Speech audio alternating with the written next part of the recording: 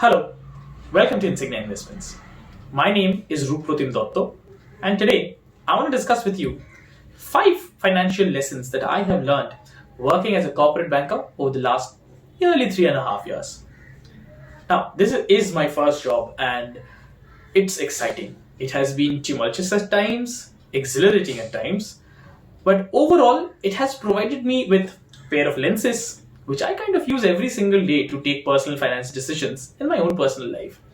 I've started to treat myself as a company and as if I were the CFO of the company and what would be the best decisions to preserve the balance sheet, called myself. I know it all sounds a little old school accounting, but trust me, the lessons are not really old school accounting. Those are moderate guidelines, and I find them pretty useful in everyday life. So I thought, why not share it with the world? Okay, so to begin with, the first rule is saving is important, but so is spending on things that make you happy.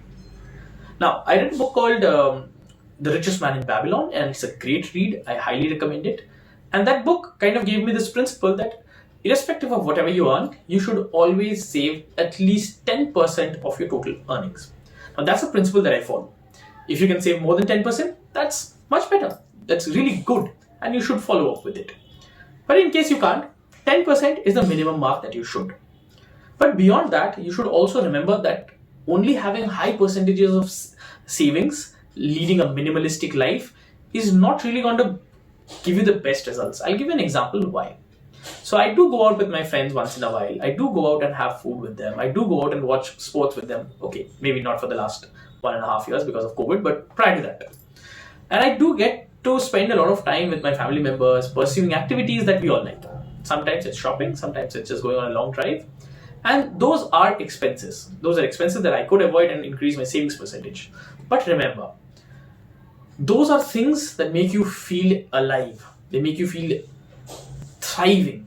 And when you feel happy on the inside, you bring your best potential to the workplace. You're happy, you're contributing, you're full of energy, and you bring that to the workplace and you bring your A game to the table. So it's very important that you do spend some of your money on things that make you happy. New experiences, new challenges makes the brain work a little better. So to spend on that, that's nearly investing rather than just expending. Now, because we are talking about expenses, the second lesson is very, very important because I think this is something that we kind of miss out all the time. And as an accountant, I tend to be able to distinguish between the two. All expenses, and when I say expenses, it means all cash that is going out of your pocket, they're not of the same nature. So just to illustrate this, let's take an example that you, let's say you go take your girlfriend out for a very fancy dinner and you spend 10,000 rupees. And on the other hand, you and your girlfriend, let's assume you're living together and you bought a cupboard for yourself. Now, while both of these transactions incur 10,000 rupees of cash outflow, they're not really identical transactions. I'll tell you why. The moment you spend 10,000 rupees at a restaurant with your girlfriend, the food that you buy provides you with nourishment. Yes, the experience is an added bonus. But you could get the same nourishment and probably not that great an ambience or an experience, but somewhere similar at some other restaurant. But once that cash goes out, there is no way of retaining any value in the transaction. So it's a pure expense. Whereas, if you buy a cupboard, it's going to provide you with certain benefits that will actually aid your day-to-day life, which you do not appreciate, or even I did not appreciate prior to understanding this principle. So let us assume that I did not have a cupboard at my house. So I would be like stacking up all my fresh clothes, all my unfresh clothes, all together in a mess, and there'll be huge dumps. And that was what we used to have back in the hostel days. So if you buy a cupboard, you'll be able to arrange all your fresh clothes in a proper manner. You'll be able to distinguish between your fresh clothes and non-fresh clothes. And it will provide you with a much more sane working environment, considering that we are all working from home as of right now. So the cupboard and many other articles of a similar nature, which are called capital expenses in the language of accounting, are going to provide you with these kind of benefits. So basically, these are expenses that actually lead to asset creation, which is going to create value for you in a very long span of time. Things like cupboards, beds, chairs and tables, laptops, cars, houses, whatever provides value to you in a very long span of time. So distinguish between expenses that are just pure expenses in their nature and others which are asset create worthy cash outflows. Now, because we are on the topic of houses and cars, I would just like to extrapolate to the third lesson that I've learned. That is whether you should buy a house slash car or rent it out. Now, there are lots of videos on YouTube regarding this topic, and they all have their own nifty ways of showing the calculation as to whether it is justified or not. I personally have come to understand this topic from a very different perspective.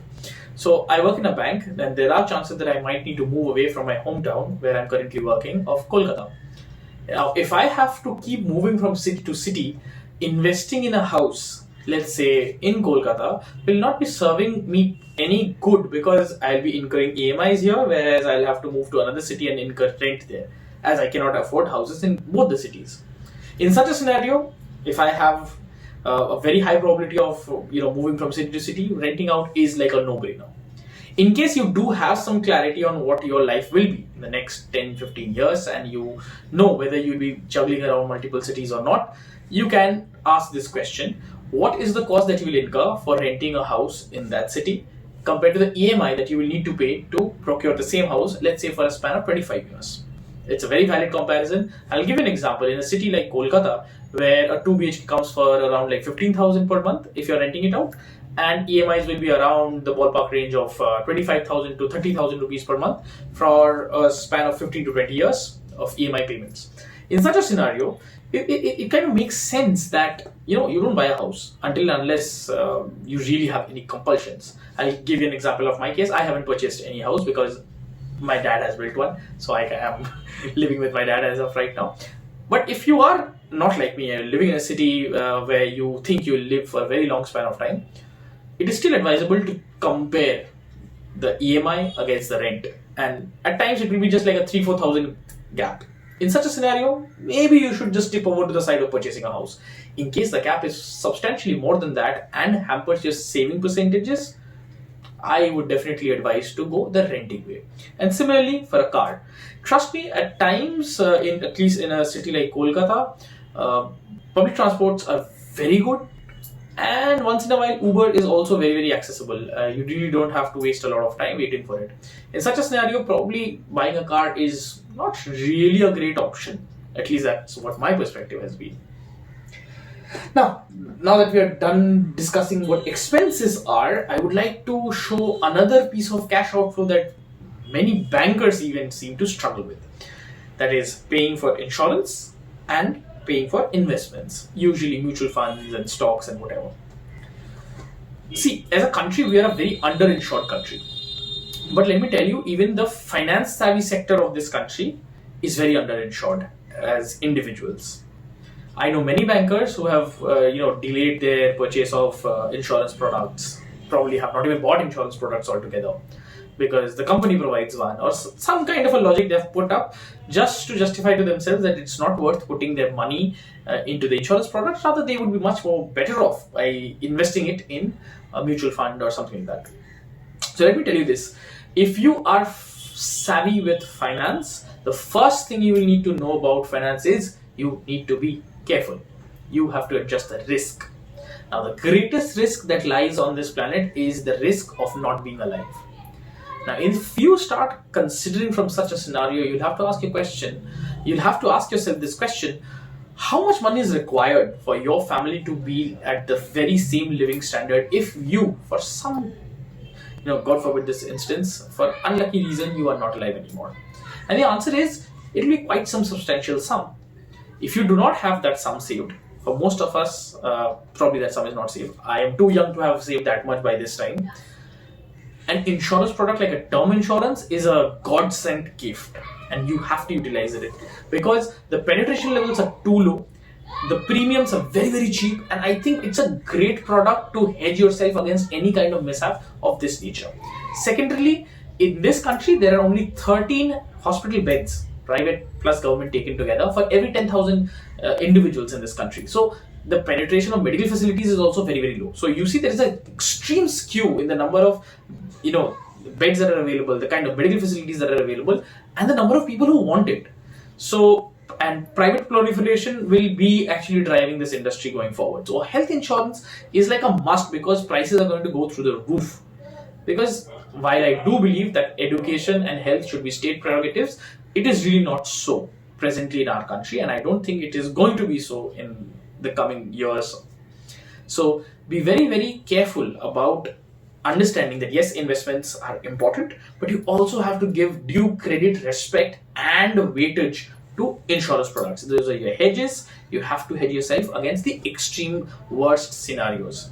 See, being bankrupt is one problem, but being dead is a problem that is altogether different. And finally, the fifth lesson that I've learned is invest in your education, even if you're working. I'll tell you why. Because if you take Ruprotin Dotto and strip him of the MBA and the BTech, and you put him out there in the business, in the labor market, I'm not going to fetch as much salary that I do today. It's solely for the reason that I have an added BTech and an MBA, and suddenly the industry thinks that I am of great intellect and I'll be able to contribute to their endeavors.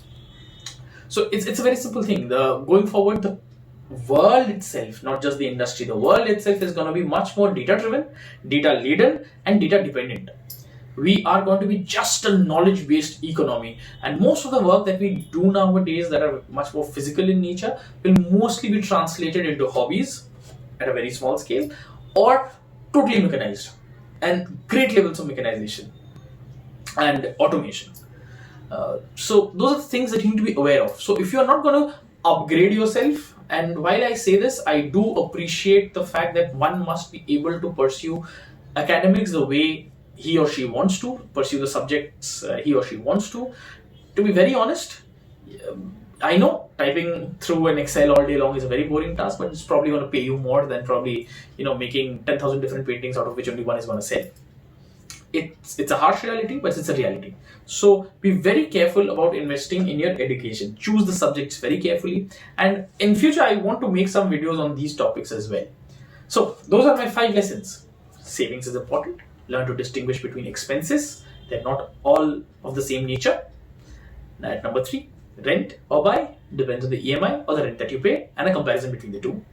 At number 4, we have that you need to distinguish between your insurance and your investment products and be very, very savvy about them and their understanding.